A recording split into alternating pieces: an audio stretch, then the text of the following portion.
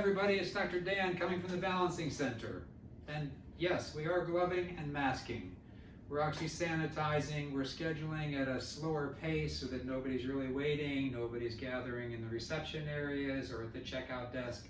So we're taking all the precautions we can to make sure that you can come in and get the adjustments that will free up and liberate the energy and the healing and the wholeness and take us out of the fear and the trauma and have us able to respond to the true emergency internally and externally.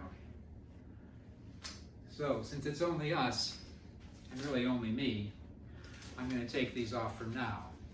And just to give you an idea of how this whole ability to help the body adapt and respond came to be, was I grew up in a small town in Pennsylvania. I took care of horses, I had odd jobs, I worked, I studied, and my body was always in pain, but that's just, we weren't a complaining family, so I wasn't ever overly concerned about it.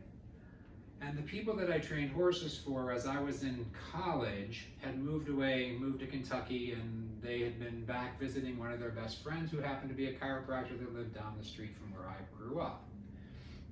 And we made fun of chiropractors when I was young. We thought that this Mrs. Vitarelli was going to the choir practice, and so I had no idea what chiropractic was, but I went to visit these people that had moved away and come back, and I had hurt my back taking a ladder off the wall. I'd always had back pain and neck pain, and I had these headaches that if I didn't get to sleep in time, I would throw up. So, I mean, I guess those were migraines, but we weren't a complaining family. So, but all in all, I was very active and very healthy. So I would hurt my back, and Gary McGee was his name, and he took me into another room because he had a home office situation. And he gave me my first adjustments were the cracking and snapping kind of things. And it just like, I was like, wow, my back still hurts, but my headaches went away, my sinuses drained, my allergies reduced. And he said, well, the spine affects the nerves, and the nerves run the body, and if you fix the spine, then the body works correctly, and it gets healthy. And I'm just like, where do I sign up? I had 2 years of, I was in my third year in like a pre-vet program. Didn't really want to be a vet, but it seemed like the obvious thing to do.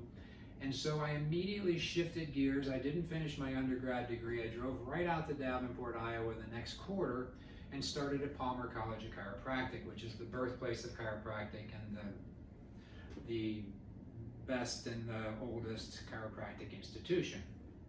So by then, I was hanging around with a lot of young chiropractic grads from my area, and I was getting a lot of adjustments and feeling great, but I just started to wonder, if the body's so smart, why did it need so many adjustments? Was the spine the only thing that God made a little bit of a glitch in? And very shortly after I started into college at Palmer, I was sitting outside during an all-school break. I saw some people doing some funny things with their arms, and it happened to be a guy named Marshall Dickholt, whose father was the #2 guy in NUCCA from here in Chicago. He motioned me up.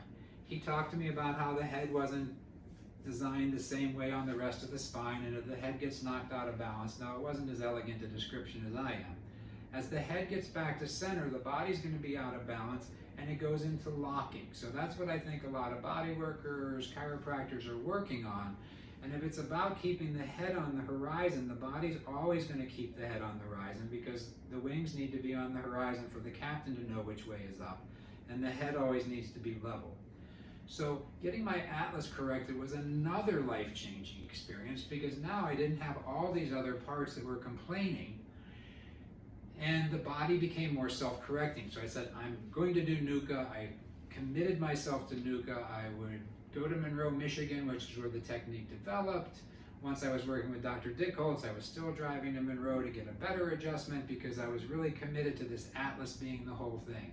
And let me tell you, without the head sitting on straight, keeping the body balanced, the rest of the stuff is just a compensation. Once the head's on straight, I realized that there was more to it than that. And in the late 80s, toward 87, 88, there were 3 or 4 techniques that seemed to come out very close together. The neuro-emotional technique, the bioenergetic synchronization technique, global energetic matrixing, and it was all about how the mind, the emotions, and all the other energetic parts could affect the body. Now we've always seen, we always know what an angry person walking down the street looks like, or a jolly person walking down the street, because our emotions have an effect on our body. And different techniques seem to go to different levels of consciousness, whether it's the imagination, the mind, the emotions, the subconscious.